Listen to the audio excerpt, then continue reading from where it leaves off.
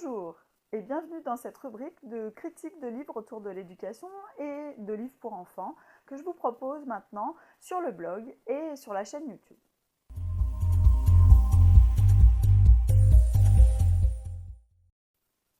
Le livre que j'ai choisi de vous présenter aujourd'hui, c'est celui-ci. Il s'appelle « Le meilleur pour mon enfant » de Guy Medford et il est paru aux éditions Les Arènes.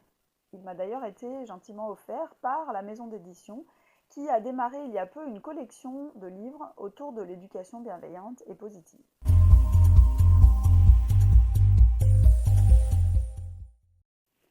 L'auteur du livre est donc Guy Medford, elle l'explique très bien dans son livre, elle n'est pas une professionnelle de l'éducation, elle n'est pas psychologue, elle est maman, simplement maman, et c'est déjà pas mal, et journaliste, et son travail lui a permis de rencontrer un certain nombre de chercheurs, de professionnels de l'enfance, de la petite enfance, et de parents dont elle a recueilli les témoignages pour écrire ce livre.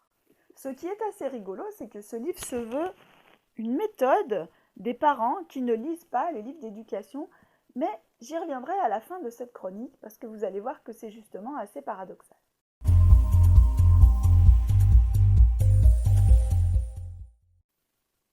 Pour démarrer son livre, Guy Medford nous plante le décor. Elle nous parle de sa grand-mère qui, pendant la guerre, en l'absence du grand-père parti justement se combattre, sa grand-mère donc se plaignait déjà qu'on critiquait la manière d'éduquer, qu'elle avait d'éduquer ses enfants. Comme quoi, ce sujet n'est pas nouveau. Et elle fait le constat suivant. Bref, on fait nos enfants plus tard, et on peut très bien arriver à l'âge d'être père ou mère sans avoir jamais tenu un enfant dans ses bras, voire sans avoir jamais eu un enfant dans les pattes.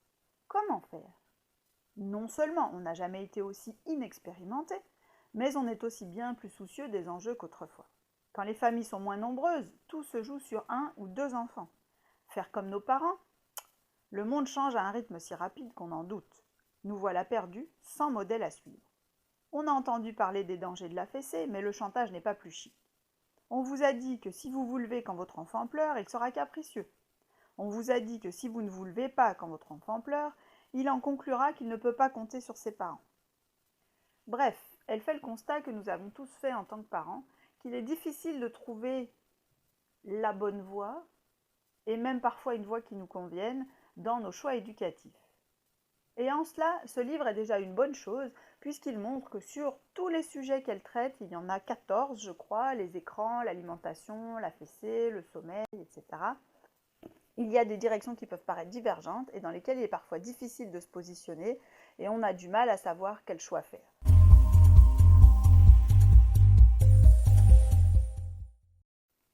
Ce livre, il est justement intéressant pour ça, parce qu'il peut vous aider à faire un choix. Alors certes, il y a un certain parti pris de l'auteur dans certains chapitres, on sent quel est son choix à elle, mais ça n'est pas très gênant. Ce livre est vraiment agréable à lire, il se lit presque comme un roman, il est très bien écrit, et il contient un certain nombre d'informations intéressantes qui pourront vous permettre d'aller dans tel ou tel sens et de faire votre propre choix. Et c'est ça qui est vraiment chouette avec ce livre. Cependant, je disais tout à l'heure, ce livre n'est pas une méthode d'éducation puisqu'il ne contient évidemment aucun conseil sur comment faire si les enfants ne sont pas vraiment d'accord avec les choix qu'on a faits pour eux et qu'ils résistent. Il ne vous donnera pas d'outils pour savoir comment gérer les situations difficiles avec vos enfants, comment améliorer la relation ou la communication, comment gérer quand les choses se passent mal.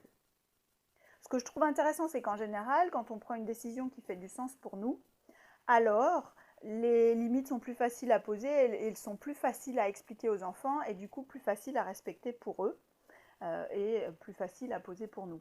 Donc, ce livre est intéressant vraiment dans ce sens-là, c'est-à-dire pour vous faire votre propre opinion et basé sur des choses qui feront du sens pour vous et qui fonctionneront pour vous.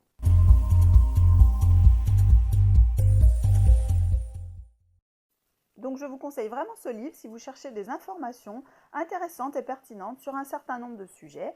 J'y ai moi-même trouvé des informations, par exemple, autour des écrans qui m'ont vraiment parlé, qui m'ont permis de voir aussi les choses d'une façon différente de ce que je voyais jusque-là. J'y ai trouvé aussi un outil, par exemple, au gré des témoignages de parents, dont je vous parlerai dans l'article qui sera publié sur le blog en lien avec cette vidéo. Voilà, merci de votre attention. Je vous rappelle donc le livre dont nous avons parlé aujourd'hui, Le meilleur pour mon enfant, de Guy Medford, aux éditions Les Arènes.